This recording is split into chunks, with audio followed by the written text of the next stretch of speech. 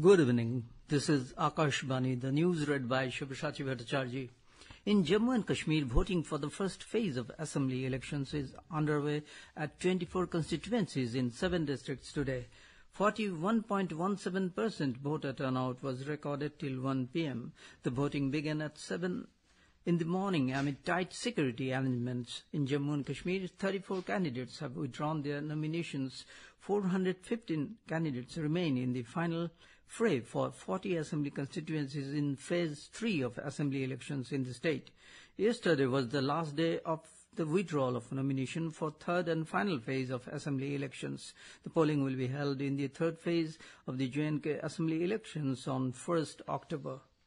President Draupadi Murmu has said that greater participation of women in the field of research and development is not only important for the cultural and economic development of the country, but also essential for improving the quality of life of women.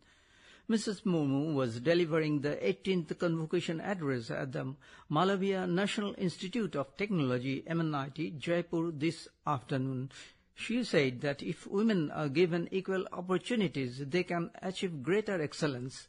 She said that it is a matter of happiness to see an increase in the enrollment of girls in the country in recent years. The President said that we have set a goal of making India a developed nation by 2047. She called upon the students that it is their duty to provide leadership towards national development. Governor of Rajasthan Haribhau Kishan Rao Bagade and Chief Minister Bhajanlal Sharma also addressed the program. The President awarded gold medals to the students and also virtually inaugurated the new Arabali hostel of the institute. The registration for students of Class 9 and Class 11 appearing in the 2025 board exams has begun today. According to the notification of Central Board of Secondary Education CBSE, the last date to submit the registration form is 16th October. CBSE affiliated schools can get their students registered on cbse.gov.in. Indian Minister of Environment, Forest and Climate Change, Bhupendra Yadav, today said it is high time to move towards sustainable development for a sustainable society. Addressing a session on India's pathway to net zero at RE Invest Meet in Gandhinagar today, the minister stressed on reducing carbon emissions in order to achieve sustainable economic growth. The minister informed about a series of measures taken by the Indian government to address the challenge of climate change. He said India is the only country in G20 to achieve the climate targets set in Paris 9 years ahead of the target.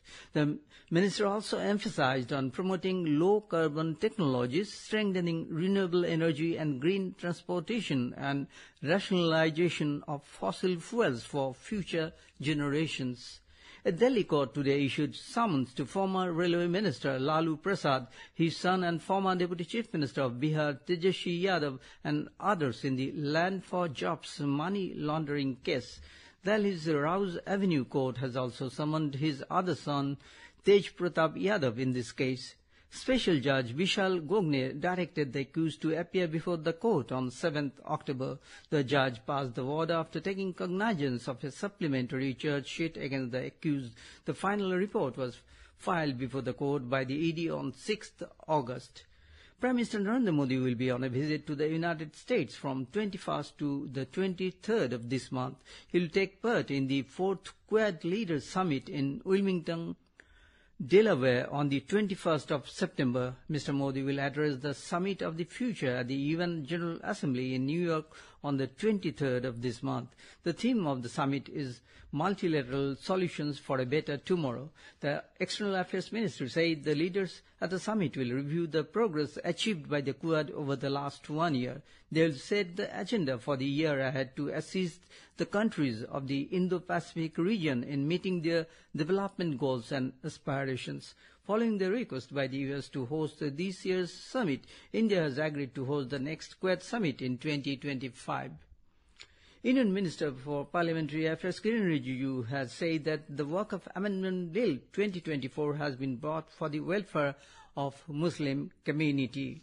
That's all in this news bulletin. Namaskar.